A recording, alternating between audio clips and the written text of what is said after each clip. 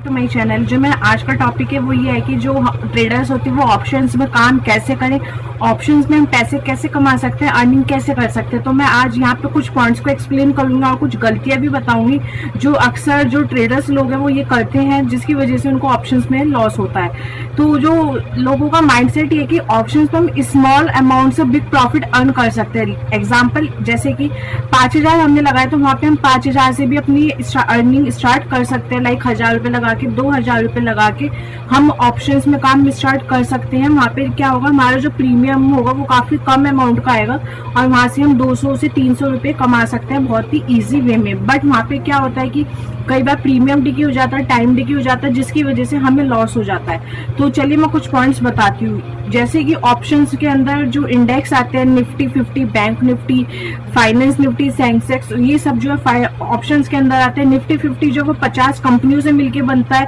Bank Nifty जो वो 15 कंपनियों से मिलकर एक लॉट बनता है, इसलिए निफ्टी 50 का जो है वो 50 का लॉट होता है और बैंक निफ्टी का जो वो 15 का लॉट होता है। तो यहाँ पे क्या होता है कि हमें कभी भी ग्रीड नहीं करना चाहिए। सपोज अगर हमारी स्क्रीन पे 500 का प्रॉफिट आ रहा है तो वहाँ पे हमें अपने प्रॉफिट को बुक कर लेना चाहिए। हमें ऐसा नहीं सोचना चाहिए कि मार्केट अभी और ऊपर जाएगा। वो क्या होता है, हमारे अगेंस्ट मार्केट चला जाता है, जिसकी वजह से हमें लॉस हो जाता है।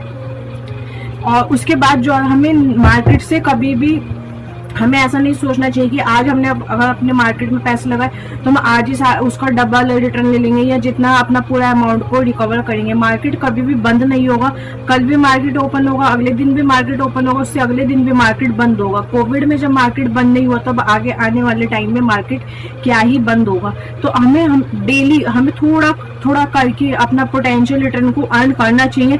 एक ही बार में हम ज्यादा अमाउंट की एक्सपेक्टेशन करेंगे तो वहां पे सारी हमारी एक्सपेक्टेशन जीरो हो जाएगी और जो हमारा अमाउंट है वो भी जीरो हो जाएगा। हमें हमेशा ये सोचना चाहिए कि जो भी फंड हमने ऐड किया, जैसे हम अमाउंट भी कहते हैं 5,000 रुपये, 10,000 रुपये, अगर हमने वो ऐड किया तो हमें ऐसा मानना चाहिए कि जो फंड हमने ऐड किया हमारे पास बस यही है, उसके अलावा हमारे पास और फंड नहीं है। अगर हम ऐसा सोचेंगे तो हम मार्केट में जो है लंबे टाइम तक बने रह सकते हैं। अगर मैंने सपोज 5,000 रुपये ऐड किया तो मैं यही सोचूंगी मेरे पास 5,000 के अलावा और फंड नहीं है। उस केस में क्या होगा, एक तो मैं जो अपनी ट्रेडिंग है वो मैं अपनी स्ट्रेटेजी के बेस पे करूंगी, ओवर ट्रेडिंग नहीं करूंगी। वहां पे मैं कभी भी ग्रीड नहीं करूंगी। अगर मुझे 300 रुपये का प्रॉफिट दिखेगा तो वहां पे मैं अपने सेटअप बंद कर दूंगी, नेक्स्ट डे का फिर वेट करूंगी। तो उस केस में हमें यही करना चाहिए। अगर हम वहां पे अपना माइंडसेट ये रखेंगे कि हमारे पास अमाउंट काफी है तो उससे क्या होगा कि जब हमारा लॉस होगा हम अपने अमाउंट को ऐड करते जाएंगे, उससे हमारा कभी भी अमाउंट इंक्रीज नहीं होगा बल्कि डिक्रीज ही होगा। हमें हमेशा अपने टाइम फ्रेम, हमारा जो व्यू होना चाहिए वो मंथली एक्सपायरी पे हमें अपने कॉन्ट्रैक्ट को चूज करना चाहिए, वीकली पे नहीं। वीकली जो एक्सपायरी होती है ये काफी वॉलेटाइल होती है, तो हमें अपनी ट्रेडिंग को और ज्यादातर पोजिशनल लेके जानी चाहिए। इंडेक्स में क्या होता है, हमें 3 से 4 महीने में ओनली 3 से 4 ट्रेड करने चाहिए जो भी हमारे सेटअप पे बैठते हैं, जो भी हमारी स्ट्रेटेजी पे बैठते हैं। अगर हमारी स्ट्रेटेजी पे ट्रेड नहीं बैठ रहा तो हमें वहाँ पे अपनी ट्रेड को अवॉइड करना चाहिए। इससे क्या होगा कि हमारा सपोज हमने वहाँ पे 5,000 रुपीज लगाया, वहाँ पे हम 10 पॉइंट का मूव को कैप्चर बोलो तो उस केस में जो हमारा व्यू होगा वो लॉन्ग टर्म होगा। अगर हमने 10 व्यू को कैप्चर किया तो वहाँ पे हमारी जो अर्निंग होगी वो भी एक अच्छी अर्निंग होगी। बकाए हम डेली अर्निंग की बजाय अगर हम वीकली में 500 रुपीज अर्न करें तो वो हमारे सेफ एंड साइड एक पोटेंशियल रिटर्न होगा। बिकॉज ऑप्शंस में लोगों का माइंडसेट जितनी जल्दी पैसे बनते हैं उतनी जल्दी ऑप्शंस में पैसे जाते भी हैं, बिकॉज वो काफी वॉलेटाइल मार्केट होती है। यहाँ पे प्रीमियम जितनी तेजी से भागता है, जब तक एक्सपायरी नजदीक आते आते वहाँ पे टाइम डिके होने लग जाता है, जिसकी वजह से अगर मार्केट एक ही साइड पे कंसोलिडेट कर रही है तो वहाँ पे हमारा जो प्रीमियम डिके होगा वो काफी ज्यादा होगा और हमें लॉस की प्रॉब्लम को फेस करना पड़ेगा। और नेक्स्ट चीज, हमें हमेशा स्ट्रेटेजी के बेस पे ट्रेडिंग करनी चाहिए। जो भी स्ट्रेटेजी हम अप्लाई करते हैं, अगर उस स्ट्रेटेजी के बेस पे अगर हमारा ट्रेड बन रहा है, हमें अपना ट्रेड को जब भी एग्जीक्यूट करना चाहिए, अदरवाइज नहीं।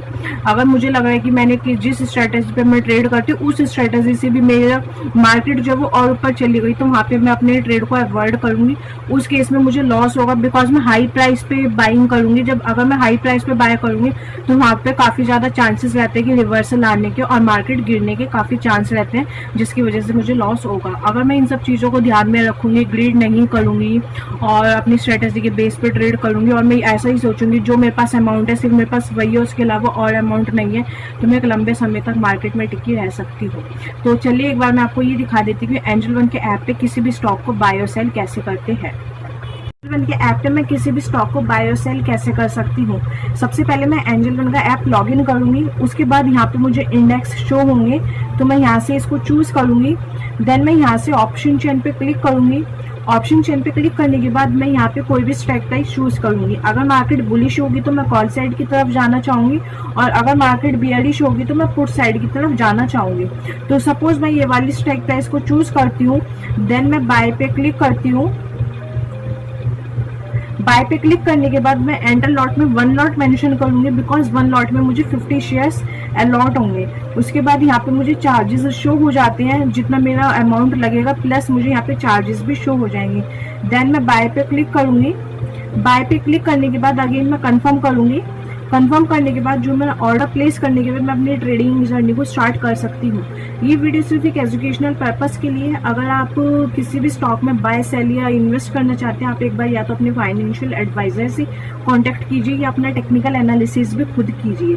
और अगर आप स्टॉक मार्केट की न्यूज़ और अपडेट के लिए हमारे टेलीग्राम चैनल को ज्वाइन कर सकते हैं, डिस्क्रिप्शन बॉक्स में उसका लिंक है। Thanks for watching.